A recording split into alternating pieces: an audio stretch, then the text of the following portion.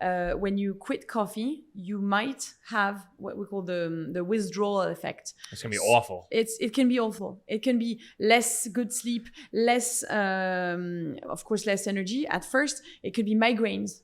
Hence why you have to drink a lot of water, and the mere fact of knowing it helps you stick to it. So you know that you're going to feel worse before feeling better. Stick to it. Yeah, stay with me. It's embracing the suck. Which is embracing the suck again. It's not. NutriCoach Sophie Texiera joins a podcast where we chat about a healthy digestive system, how stress is the root cause of most of our health problems, and how every time you've sat on your toilet to go to the bathroom in your life, you've probably been doing it wrong this whole time. So let's do it. Too many days in the darkness without a glimpse of the light. Running tired and broken and scared, but I swear I'll never give up the fight. I see you broken and beat, head pulled down over your eyes. Every part of you wants to surrender, but darling, you were meant to survive. With every There's got to be a time that I want you to take me back to where there were pizza and wine nights. There was like no nutritional discipline at all, too much coffee, a little bit less sleep, to where now nutritional coach. Well, first of all, I'm French and I grew up on burgers on Wednesdays and nuggets and fries, and I've been a child. I've loved all of it. But I also lived in a family who was French and who my mom was cooking for the whole family impressive meals all the time. So food was always on the table, and not specifically healthy food, but food that was gathering people together. So food that was good for the soul, I would say. So I've always had that. Food was important growing up. Is that another way of saying wine? Good food. Wine, cheese, bread, you name it. Yeah. Now I miss it a bit. No, I'm still, and that's a key thing. I am not perfect. I am a nutrition coach, yet, yes, sometimes I drink a good red wine. Sometimes in the summer when I go back to France, I would have a baguette and butter, but I enjoy it. This is not my daily routine, and that's a key point here. What matters is not what you do one day, is what you do every day. And my goal, my passion, my mission is to help women set up new, simple habits that are more healthy, a little bit more healthy what they used to, so that they go towards more health in general. Simple things. I'm not asking anyone to give up coffee. Some people may need to give up coffee. I was the one who gave up coffee, and it changed radically my sleep, my life in general, my energy. My husband runs on coffee. He sleeps like a baby. I am not taking this away from him. No, we're all very bio-individual. So I'm not here to say, remove this, remove that. I'm here to say, here's what you could add to your daily routine, to your diet, to your meals, to add this, add all these whole foods, these real foods that will make you find true nourishment, true energy from within, instead of relying too much on coffee, too much on Coke, too much on all these things. Is your husband the type that could drink 3-4 cups of coffee and then go to sleep? He would not do that in the evening, but he has 2 in the morning. He has 1 after, and he would be able to have 1 after dinner and sleep like a baby. And sleep right after, yeah. We are very different. Our bodies are not able to process things the same way, from our genes, from our childhood, from the way we live our life. He's also a triathlete, which means that he went through, and it's funny because we went through the same transition around the same time of our life 5 years ago, when he started doing triathlons and Ironmans, and he lost 13 kilos. Now he's down to that, and he has a very healthy lifestyle, the same way that I was feeling my worst 5 years ago, a bit more, 2017. Like physically worse? Physically exhausted, mentally, did not recognize myself. And maybe it's a good way to introduce why I became a health coach. I think, like most of us in this field, our health journey started with our illness. And my illness, I didn't know at the time, but I would I was running on coffee, running on all these over-the-counter medication to Just get yourself going and throughout the day. Because I had migraines. Okay, for me, it was normal to take an Advil or a paracetamol every day because it was helping. No, it's not. Coffee, same thing. And I was waking up exhausted. You know, when you wake up in the morning and you should feel your best. You should feel your best. Yeah. Your cortisol should be up the roof. Mine was low.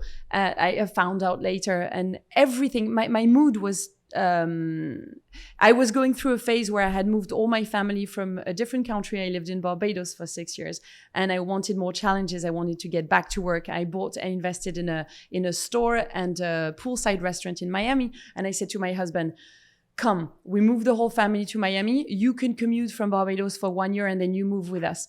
And that's what he did. And that year was probably the worst in my life, the most challenging. I was doing it all on my own with a husband barely here, not his fault. 3 kids in a new school, this new business to manage that was just shit hitting through the fan all day long.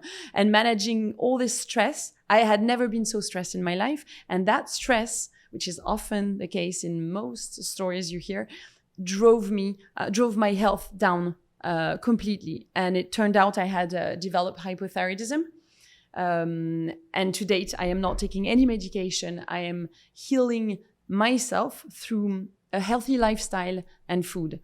Food is not enough. You have to understand that it's a combination of primary food and secondary food being the food that you put on your plate. But the primary food is whatever else nourishes you, your relationship, the movement you do every day, the exercise, your finances, your home environment, everything plays a role. And the stress management, I'd say it takes 50% of that is key. And you said you developed hyperthyroidism?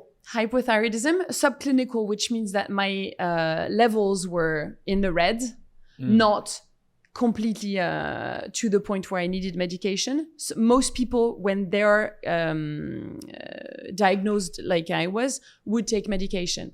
And I had already started I decided that it was time I took my health back into my own hands. And it's funny how the people you meet in different places at different times can send you a message. My message was, you need to start this nutrition coaching training because it's going to take you where you want. I had a feeling. 2 days later, I enrolled. A month and a half later, the changes in my health were so immense that I had to share it. I didn't do it to become a health coach. I did it to heal myself. And slowly I was seeing so much progress, so much improve in my sleep, in my digestion, in my energy level that I said, oh, maybe I could. Is it crazy when you see those symptoms develop in your body too? It's like the bad ones, and then when you fix them, how it actually does help your body. It's like, because what stress does, I've noticed it myself. Like a lot of that stress probably helped create some of those problems for you, and I've noticed that in my own life too. When like I eat like a ton of spicy foods. Yes. A ton of spicy foods. It's like my thing, and it's bad because it's like overly spicy foods. Okay. But it's all in good until their stress happens, because I used to develop, you know what a canker sore is? Yeah. It happens inside your mouth. Yes. I used to get those quite frequently whenever I would have stress, because I constantly eat spicy foods. But then boom, the stress happens, and then I kept getting them, and I was like, why am I getting them consistently? Because it's not just something that like happened or I got someplace, right? And then I looked it up, and it said the top two symptoms are eating spicy foods and then stress. It's crazy. And the key thing to what you're saying is that you were good enough to observe the symptoms and link it. But most people would have canker sores and heal it with whatever cream or whatever thing, which is a Band-Aid. But the key is to help people observe more their body, their symptoms, and make connections. I keep saying to my daughter, I have 3 kids, and I keep saying to her how much sugar has an impact on her thoughts, on her anxiety. Oh, an immense impact. Immense. And she's like, okay, you're the nutritionist. They don't believe us. Oh, so she zeroes you out? Oh, that must drive you crazy. Your allergies, your anxiety. And she's like, yeah, okay. So she hears it, but it goes, woo. Slowly it's getting into... My 2 sons are much more receptive. but I will not stop until she understands. But at the same time, I was a child too, and I wonder how I would take it. How old is she? She's 12, turning 13. Oh, okay. She's a teenager. That's okay. Getting there. No. Yeah, no. But she's starting to understand. What's difficult is that the connection is not instant. It's not like an allergy. You take something, you have an allergy, you have a reaction. You know you're not taking it anymore. With sugar, it's much more pervasive. I don't know the exact name in English, but it's much more subtle and until you really understand. Understanding is key, and until you really understand what it does to your body, to your mind, to your brain, to your all these blood sugar roller coaster permanently, then you're able to make a decision, a conscious decision of eating more mindfully. It's the whole point of my of Root Mindful Nutrition is helping people understand what you're creating. Your fork is a weapon of choice in your battle for your health. I love this phrase. It's really that. Is every day we eat 3 times a day, some people more, but those 3 times a day, you have a decision to make. Am I making more health? Am I improving my health, or am I destroying it? Well, even 3 times a day too, you can think about that and go like, do I need 3 times a day? Do I need more than 3 times a day? Because everyone's different. So if everyone's doing the same thing 3 times a day, nope. There's a lot of people that are wrong, because there's a lot of people that can function just off of 1 meal a day. Absolutely. And then there's a lot of people like me, I've developed really like, I almost can't survive. And I feel like pathetic saying it, where like I can't, like I have to eat probably 5 to 8 times a day. And that might be including a small amount. Well, yeah, that might include 1 or 2 actual entree size meals. But then a lot of times I just need something to just settle my stomach or so, or just get me through, because I used to play 3 sports growing up and then 2 in college. I was going to say, are you very active? Yeah, and I used to be extremely active, like where you're doing multiple different, like swimming, running outside in the summer, like all day long, and your body ends up building up over time a habit of having to put on so many calories that then eventually later on in life, when you don't necessarily need those calories anymore, your body's still kind of like, whoa, like I'm used to receiving all of this, even though I'm not putting it out, I'm used to receiving it. So, and how is it working for you? If you're not exercising as much and you're still eating, you're saying 8 times a day, small amounts, yeah. Where it like one amount could just be like half a can of tuna and some crackers. Do you think you're eating because you're truly hungry, or do you think you're eating as a habit? Because you were used to doing this? Both. It's the habit, and it's also too. I think my body wants it, especially with stress. I used to alleviate stress by the physical activity. So now remove the physical activity. I know that firsthand. Yeah. Now I can say why I'm not sitting here on like a huge sofa chair, because I'm humongous and 800 pounds and I'm able to sit in this chair in pretty good health, because and I see you're very fit. So I'm wondering, because I've really tried to zero in on eating healthier, so instead of going to the kitchen that 5 to 8 times a day, it's not chips, chocolate, and just bad calories. It's eating something that's going to fill me up, with a high protein, like chicken, tuna, fish. I eat salmon probably 2 to 3 times a week, which actually sounds like very high class, eating salmon and fish, but like it's very inexpensive at the stores. Like you could buy like 7 to 10 pieces of salmon at like Walmart for like $12. With that, we have to have a discussion, because quality of animal protein is the key. Because the same product, the same chicken, let's say, chicken could be either destroying your health or building your health. The only thing that you need to make sure is that it says no hormones, no antibiotics on it. Organic, no hormones, no antibiotic. It will be a little bit more expensive, but I promise you that by eating this versus the other, you're making a huge change in your health. A huge change. And that's my next step. My first step was just getting out of that like high sugar, low protein like sense, and just getting into that, because I was really guilty of this, trying to make this humongous macro change in my life. Yeah. And since I didn't do it stair by stair, it was just way too much. And then it wouldn't sustain. So now I'm at the point like, all right, if I'm at the fish and chicken and like turkey, cooked turkey phase, now I slowly start to get into now what kind of like turkey, salmon, fish, tilapia. Now, how can I transition that to get that at higher quality? Because I've also learned too, this goes back on what you were talking about before with your daughter, where you take you realize what's going on in your body, and just one Google search, which takes 10 seconds, can change your life. Yeah. Yeah. Although there's a lot of information out there and it could be over confusing for people. Most of the people I've met who came to me for a coaching program, 3 to 6 months, I stay with them and I tell them, I guide them. I don't teach them, I guide them. I take them from where they are and then slowly help them implement new healthy habits. And it works the same way with everyone. However, not everyone is following the same program. It's completely bespoke because I take people where they are. And culture, we were discussing that before the show, culture has an immense your eating habits are rooted in your culture. Okay, I'm French. My eating habits come from there. You grew up in New Jersey. Your eating habits are determined by that. It doesn't mean that you have to eat that same way all your life, but it's. I start with, okay, most of my clients are from Latin America. What do they eat? What do they eat today? Some of them are really, really dependent on highly processed food. Some of them are already good. And it's how to get better. And I call it the upgrade. So you open your pantry or your fridge and you look at one product. You learn how to read the ingredients as opposed to reading the macros.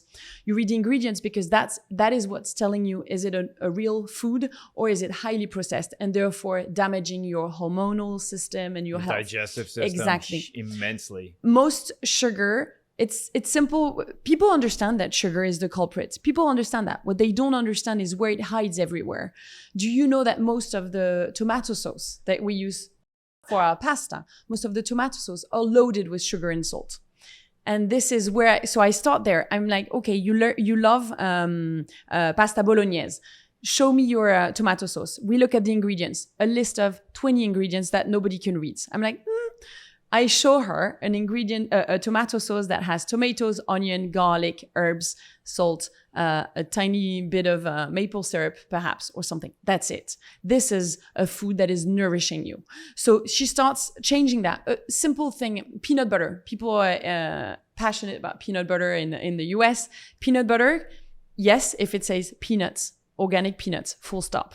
That's a food that is nourishing you. That's full of plant-based protein, not the one that says a long list of things that has names that you can't even pronounce and that are creating inflammation in your body. So the same food can be upgraded. I call that the upgrade. Once you've done that, once you're in your, when you look at meat, red meat, grass-fed, when you look at eggs, pasture-raised, fish, wild caught, all these things can make a huge difference from where you are. And then I'm not asking everybody to eat the same thing or to eat at the same time every day. No, everybody's different. I try to give them a sense of observe how your body is doing when you give it a bit longer between meals to rest and digest and restore and repair. This is why we fast.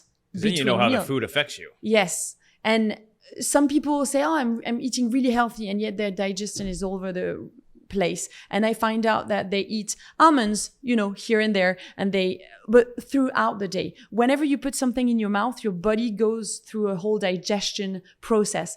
And it's important to understand that you have to give it a few hours between each meal. So when I hear you that you eat very regularly, the first thing I want to ask you is if you can try and avoid snacking, even if you're snacking on healthy things, and see how it impacts your health.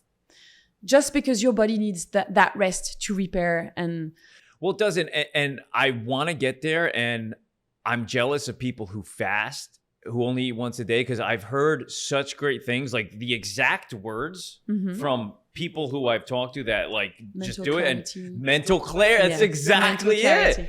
The clarity. And they said once your body is used to not focusing on food, it's able to focus on other things. And I was like, oh my gosh, that would probably change my entire life. But of course, it's going through those first 2 weeks of just really developing that habit. Yes, and it's not for everyone. First, it has been proven scientifically that it works best on men than on women.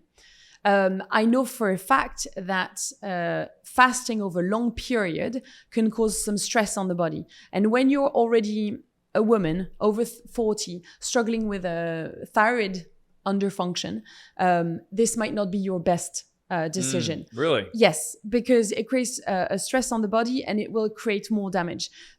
So for the people like me or like anyone else who, or people who don't have enough calories in their body simply, and they don't know, and they're fasting is not for everyone. It can have a huge impact, but there's different ways of fasting. You've heard of intermittent fasting. Mm-hmm. Most people think I'm skip breakfast, I'm doing intermittent fasting. It's true. The act of intermittent fasting is to prolong, the simple one is 12 hours between you finish eating your dinner at 8, you start eating your breakfast at 8. That's 12 hours of fasting. That's intermittent fasting, a short phase. If you want to prolong that, most people start breakfast at 10, 11, or 12. Their first meal of the day. It works better for men. What I'm saying is that what I've heard a huge improvement when women but men can do the same, you stop eating dinner earlier. It's not very sociable. So you don't do that every day. You don't do that during the weekend. It's not very, but when you can, Monday to Thursday, if you can eat your last food of the day earlier, and let your body rest until 8 or 9, or this is much more productive. If you want to lose weight, much better. The problem with skipping breakfast, and that's something that a lot of women I helped have rediscovered, is that when you skip breakfast, you're very proud of yourself. You're like, good, I didn't get in the calories. And consciously or unconsciously, you eat more. You tend to eat more. Yeah, I was going to say, you do it. You overdo it, and then you're hungrier probably 4 hours later, and then you crash, and you're probably going to have more cravings.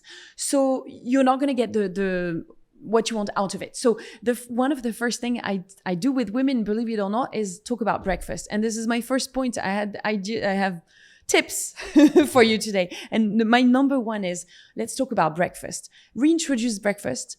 Again, if you feel one day that you don't want breakfast because you're not hungry, fine, absolutely fine. But try and reintroduce breakfast in different forms and observe how your cravings go throughout the day.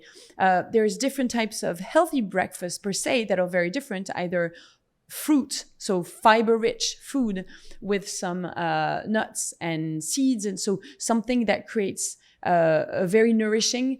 I love fruits in the morning. They're all high in calories. I do too, actually, now that you say that, because I love just like a mango that I get from the local store. Exactly. So it's so good. This is nourishing you, and pairing it with either nut butter or some nuts or some seeds, hemp seeds, or any type of, or fresh herbs, fresh mint that you sparkle over it. I love to put tahini over my papaya. Tahini? Listen, I knew you would do that face. Please try it. If you don't like tahini, start with almond butter or peanut butter. I'm trying to get over the spicy foods. This is not spicy. Tahini? No. Tahini is a paste of sesame. Oh, the paste. Sesame. Gotcha. I'm thinking what you put on like a margarita and a... No. It's sesame paste. Tahini is sesame paste. Super, super healthy ingredients. Is the base for a lot of different dressings. But just drizzling is the base for hummus. It's what you put with the chickpea and your hummus. And having that at home, drizzling it over your favorite fruit. And the fact that you're combining carbs with protein and healthy fat is managing your blood sugar. This is your goal throughout the day. Instead of going high carbs and then crash, and high carbs, a peak of blood sugar, the insulin kicks in, then the glucagon, and then all over. I'm glad this is filmed because this is important. You go up and down and you crash. This is why when you eat a chocolate bar and you feel a bit energized, or when you drink for 2 seconds, and then you crash, and then you're hungry again, and up and down. This is what we want to avoid at all costs. This is what leads to cardiovascular disease, to obesity, to type 2 diabetes. This is simply done by combining carbs with protein and fat. So at every meal, you try to do that. Let's go back to breakfast. Another very healthy way to start your day is with smoked salmon, avocado, some greens, or spinach. Anything that not everybody fancies a savory breakfast. So that's for people who can do that. It doesn't take much time, or an egg. Well, it's a lifestyle change too. It's taking that time that you're going to waste at night and implementing it in the morning. Absolutely. Yeah. But when you're in the kitchen, I'm talking about parents, for instance, your kids are having their breakfast. Very often they now ask me to make an egg and put a slice of avocado on a toast. So this doesn't take that much time. But it's you said something very important. I'm passionate about my kitchen. So this is my happy place. I spend a huge amount of hours in there. I'm not asking anyone to become that. This is my passion. Everybody has their own passion. But understanding that getting spending a bit more time in your kitchen will help you immensely in your search for more health, because that's where it starts. It starts in your fridge.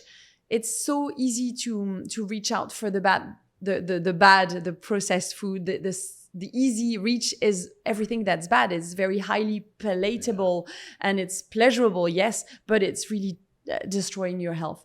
Back to the savory breakfast, starting your day, it's been proven with salty food. So without sugar, without that sweet taste, means that you're going to have less craving throughout the day. You should try it.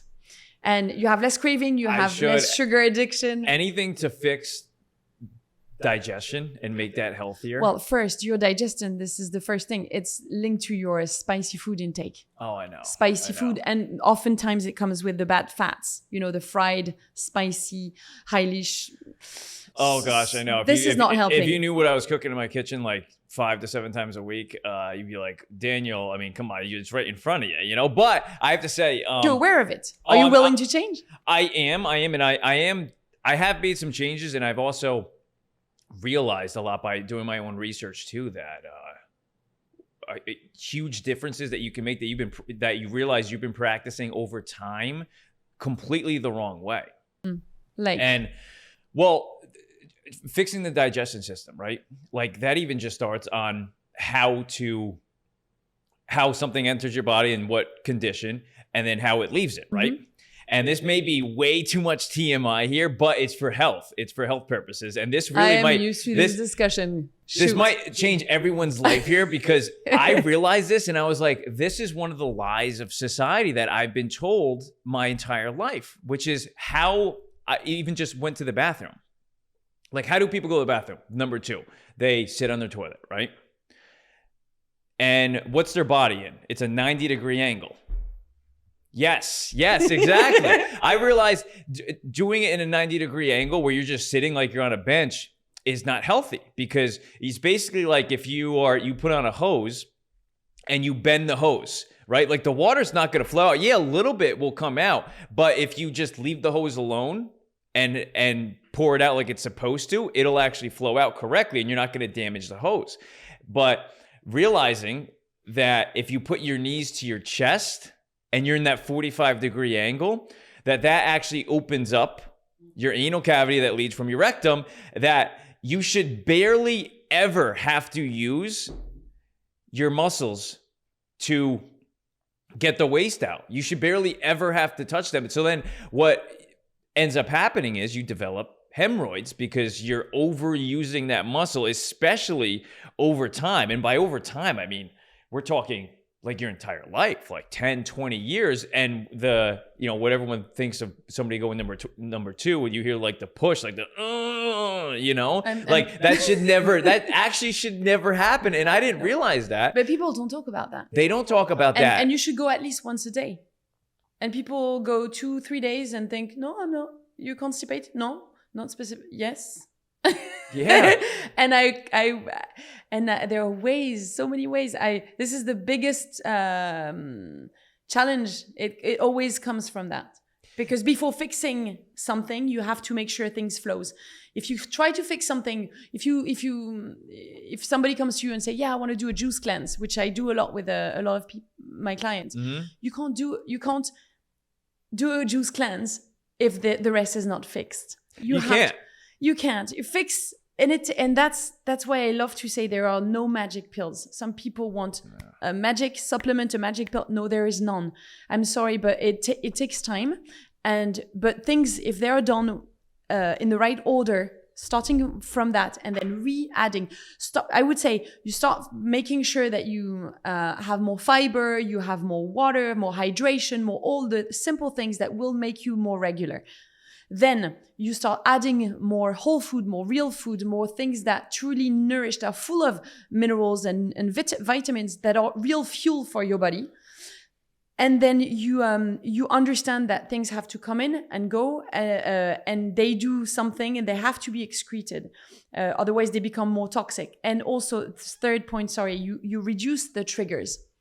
You are conscious of what triggers something in your body, and you stop a little, you cut down on things.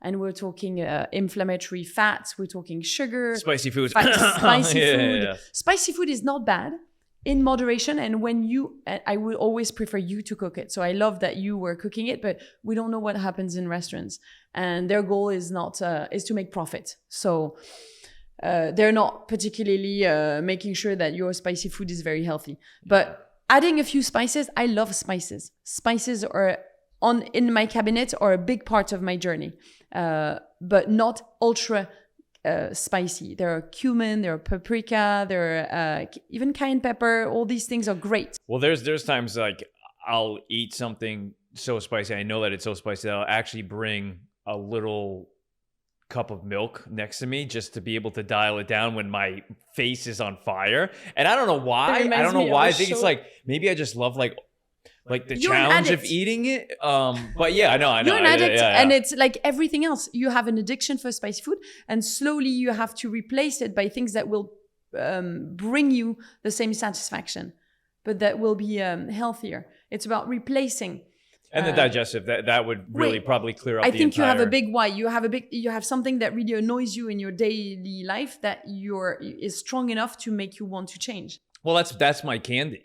You know, the spicy foods is my candy. It's my comfort food. It's what I rely on to where I end up wanting to kind of relax a little bit. Because after a long day, my favorite meal ever is to throw in Trader Joe's spicy wings into the air fryer. So they're already spicy. Uh-huh. They come out perfect. The best wings on earth from the store are spicy wings from Trader Joe's, by the way. And 17 minutes, 400 degrees in the air fryer. They come out spicy. And then what do? Drizzle it with extra hot Franks. Mix it. And then I'll eat it. And I've actually been trying to find, this is how bad it is. I've actually been trying to find a good lemon pepper spice to dry season it over top of the spiciness that's already coated on top of Trader Joe's seasoning. That's how bad it is. But you have to have a cup of milk, or do you know the honey helps as well. Oh, does it? I know that because there is a very crazy show in France where there's it's two people and they are trying spicy sauces while having a discussion. You and I, it's as if you and I were having a discussion and we're trying wings with hot sauce. It starts from the mild to the highly, highly spicy. And they're having a discussion. And until they can't speak, they're crying. And it's super funny. And then they take the whipped cream and all these things. So yes, I know that. I think it's called the Scoville scale. I think is what it's called, the spicy scale. So yes, it works. But let's get you out of this bad eating habit. Well, the thing is, getting out of the bad eating habits, you then have to then look at, well, where's the stress coming from? What's causing that drive to the eating habit? You're eating either because you're hungry or because you're eating your emotions, your stress, your boredom, your loneliness. How often do we find ourselves opening the fridge because we're bored? And this leads, I don't know if I think your listeners would be interested. There are ways there. I think it goes in 3 phases. The first thing is you acknowledge your craving. You acknowledge this. You don't try to fight it or to avoid it at all costs, because it will be stronger than us. We have those cravings. So you acknowledge and you try to observe it. Where does it come from? Does it come from, you explore, is it because I'm really hungry, in which case you might need this? Or is it because I'm annoyed, because I'm angry, because I'm scared, because I'm anxious, because I'm sleep deprived? Sleep deprivation is one of the main causes for cravings. Oh, and we don't know that. Yeah, for sure. It's a cause for everything. Sleep is where I start with everyone, because if you don't sleep well, we know it, you don't live well. you're annoyed by everything, you're irritated, and you have cravings. Which makes you bad at what you do throughout the day, which then causes more stress because you're not wanting to be there. So you're not going to generally, I would say, do the best job that you could have done. And that's going to cause stress, especially when we live in a hyper competitive society in virtually every social institution, whether that's like work, dating, friendships, fashion, it could be anything. And if you, it is. True. And if you stink at any of them, it's going to end up causing more stress. You think you need to be perfect at everything. Yeah. That's the first thing you need to, that's the first thing I said no to. I'm not going to be perfect, and that's okay.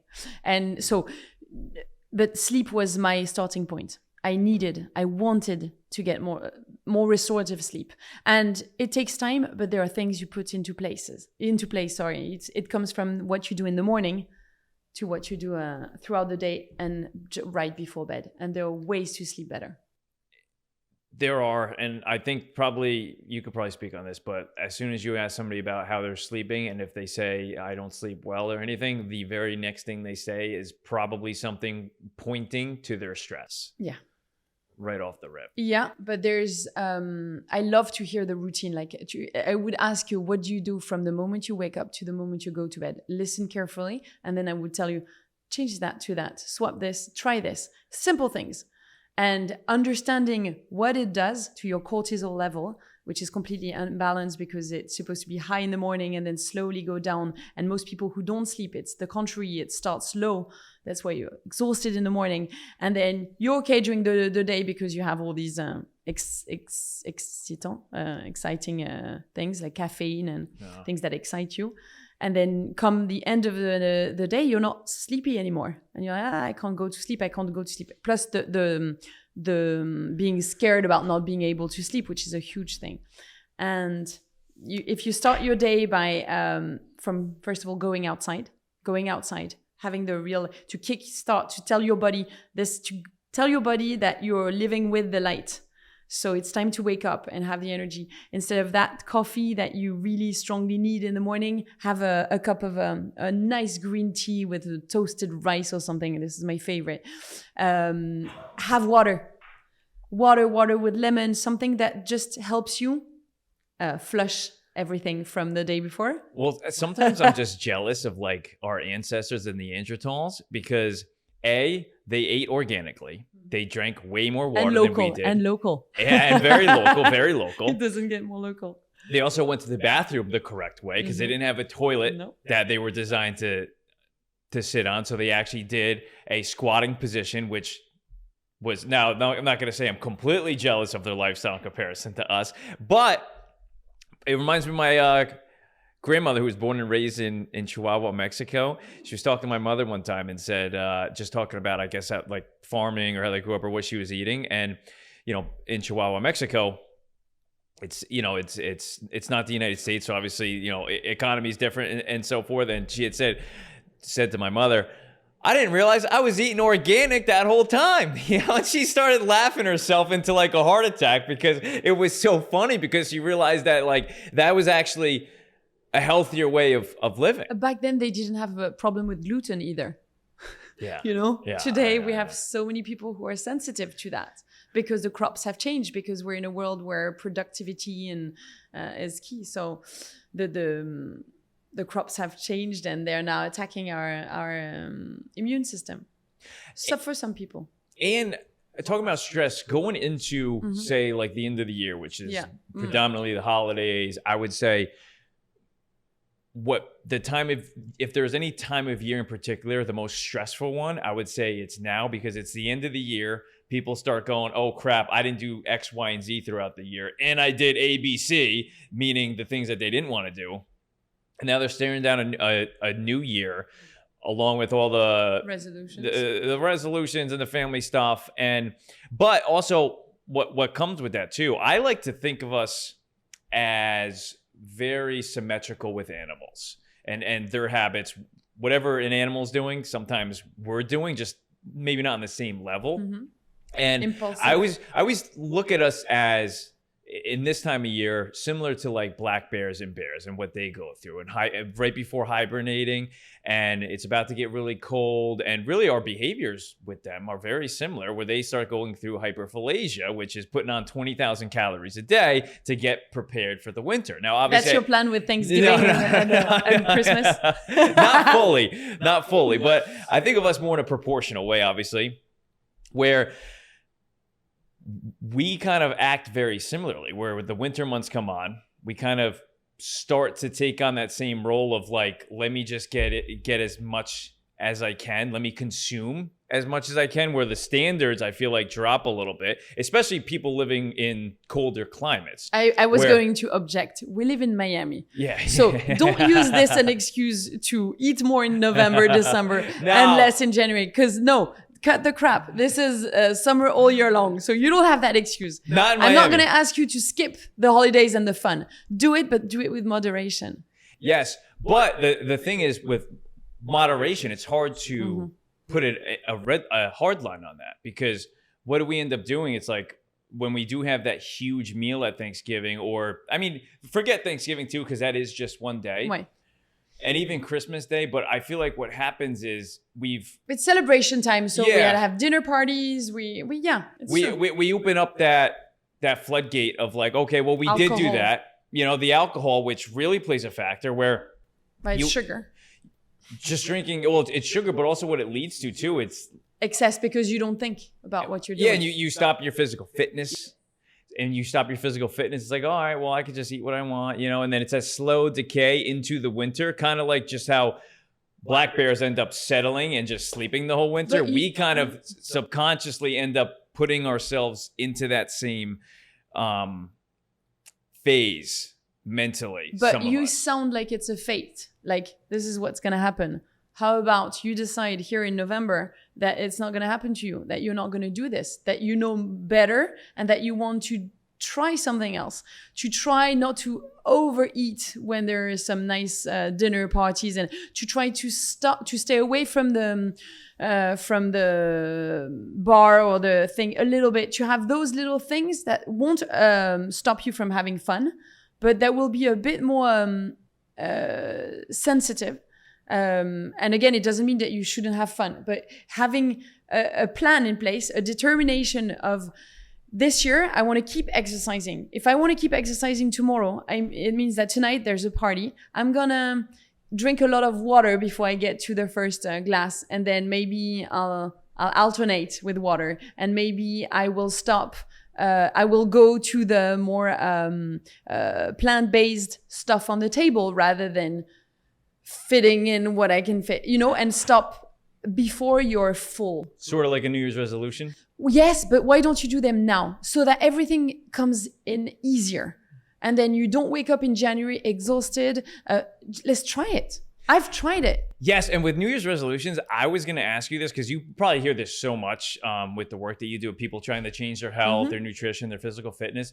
And my 30th birthday was just in this past September. And I thought of this as such a more functional way of actually achieving your goals in like a New Year's resolution, which your New Year's resolution should take place on your birthday, not on New Year's Eve, because I like that. It gets twisted with everybody else's resolutions. It starts the same time every commercialized. year. Yeah, and it's not individualized. Where on your birthday, you're setting like these vows for yourself. Yeah. And then over the course of an entire year, you're going to other people's birthdays. They're doing the same thing, which then reminds you throughout the year, well, where am I? Give me a check. Because if you think of any resolutions, when's the last time somebody checked on their New Year's resolution from 2023? It'd be like, oh, probably like in like February, when we're already towards the end of the year. So it's like you don't have any checks, which is really the definition of accountability. So it's like if we do these on our birthdays, we can solely be in our own space and think of, well, what would benefit me the most? And you're really in your own space where you can make your own clear approach to how you want to live the rest of that year, which your year is from your birthday to your next birthday. That's your year. It's not January 1. My year is September to September because I have young children still. But I like this from your birthday to the next birthday. And you said something super key here. Your friends or the people you hang out with are super important. If they are all party animals that don't care about their health, it's going to be much harder for you. If you're surrounded by people who also exercise, who also want to eat healthy sometimes, who also like to party because it's part of life. Miami. But not to... we've often heard that we're the average of the people, our 5 best friends, and it's true. And it was for me much easier when I went through this transition of nutrition and health, that my husband was also competing for triathlons and Ironmans in Miami and all over the world, because he needed that help and he was doing it with me. And we both were helping each other. So it's important that whoever you live with or whoever you hang out with is also on the same phase, because trust me, it will be so much easier for you. And one more thing on this subject is that, and I know it from experience, when you start derailing, when you start eating too much, drinking too much, waking up tired, not exercising because it's too hard, because you're physically sore, and it's going to be much more difficult to get back on track. If you do something, if you lead a healthy life, first you'll have so much energy that you'll be the best at everything that you do. Who would want to give up that? I would not want to give up my life now for what I had 5 years ago. So I know that when I decide with my husband to open, or my friends, to open an amazing bottle of Bordeaux from a super nice year, we're going to enjoy it. I'll pay a bit the price the next day, and not that much, because when it's good wine, it doesn't affect your brain that much. You are right with that. But I know, and I do it consciously. I know that I'm going to pay a bit the price, but I do it because it makes me spend an amazing moment, and this is so key. But I will not go and drink stupidly and lose track of everything, because I know I will be irritated all the time. I know I will have zero energy the next day, the next week. I know I will not be able to get back to my 30 minutes of movement, exercise every day. And I hate that. Well, you consciously going, okay, I don't want to go back to this. I want to stay on my track.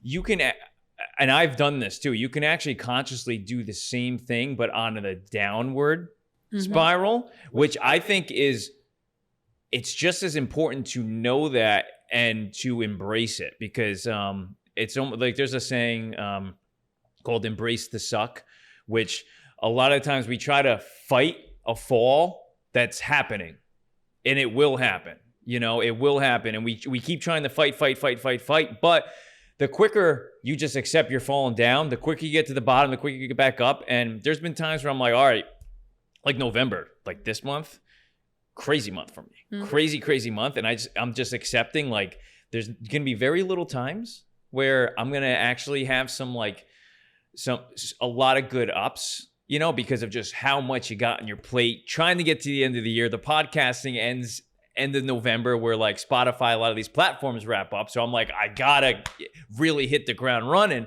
and get something to look forward to. Exactly. So I know like I'm gonna go down a little bit. It might even be like I'm not gonna be able to eat right. I just have to accept I'm not gonna be able to shop the way I want to, cook the way I want to. That's fine. Accept. Yeah, I'm going to accept it. But I know that by me accepting and embracing it, I know that there is the end of the book, which I'm writing. I'm putting down that there's going to be an end to this chapter, and I'm going to decide it. But sometimes I've found where I try to just fight every single little micro battle, you lose. And then you look at the course of like 3 months, and you're like, damn, if I just like organized all that into 1 month, I could have been out of that phase in 1 month. Because you do go through those ups and downs, and there's times where I'm like, I don't want to ever go back to that. But then sometimes I feel myself going in just because of life circumstances, and I just have to, I'm like, all right, deep breath. I'm gonna open your toolbox. You have the tools. You know, you're very knowledgeable about all these. Just you know that you have the tools. Now use them. And this is my mission, is to help people. I don't want people to listen to me and think, she's got all figured out. It's easy for her, but from where I stand, it's a mountain. No, it was a mountain for me too. But it's like taking every simple hill one at a time. And then and it's about progress, not perfection. Screw perfection. Really, it's every single thing that you put towards better health will pay off. Not now, but it will. Yeah. It's a journey, but it's about and also I want to make sure that people understand that it's not by trying another diet that they will get through this. I don't believe in diets. They work for a certain amount of time, and they're a good tool on your journey for specific people. They are sometimes completely opposed. Yeah. Well, they're opposed. Like you take the carnivore diet, you take the plant-based diet. They can help people in different ways. They all lead to frustration. They all lead to an array of other health issues that they provoked from the deficiencies, from the lack of the lack of calories sometimes. So don't eat salads, just nourish your body. Learn in the real food world, in the things that grow, I call it the real food, like stay away from highly processed food and learn how you can make real food taste absolutely delicious so that you actually look forward to eating. So I know I'm going to go back after that and I want to create a delicious lunch for myself. I look forward to it. And it's not and it's not a diet. It's a sustainable way of eating that you've moved from one type of food to a more health promoting type of feeding yourself that you actually look forward to. So there's no frustration in there. Yeah, which is and you keep a healthy weight. You stay clear of more health issues down the line when you're older. Sometimes people don't understand because they're in their 20s, in their 30s, their body is much more resilient. When you hit 40 and after, you pay the check. Yeah, and your body has multiple different ages, I'm learning. Because if you were to look at my digestive system, it's probably the age of like a 75-year-old person, but then, I think my mind and my energy is that of like 10 to 15 years old, and sometimes I it's funny, I've had people like, it was somebody the other day I was talking to, we were just talking about ages. It was her birthday and she was like, well, you're much younger than me. She's like turning 25 and I was like, just because I don't have facial hair doesn't mean I'm 12, But no, it's I agree with that too, because you're, as you get older, your body sometimes, people, the way they treat it gets so old or it stays young or it even just gets younger, and you can tap into those areas later on in life with what you've kept young. But I mean, it's very difficult once you've aged it and overused it, and especially you combine overuse and misuse. That's very difficult to undo. But at the same time, it's like cigarettes. I mean, like the first week you quit cigarettes, like your body just self-heals itself. It self-heals over time. There's a thing that's very true, is that the period you stop something addictive, you sometimes get worse before you get better.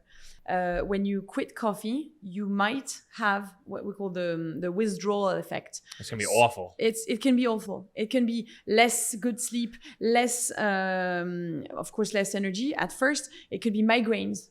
Hence why you have to drink a lot of water, and the mere fact of knowing it helps you stick to it. So you know that you're going to feel worse before feeling better. Stick to it.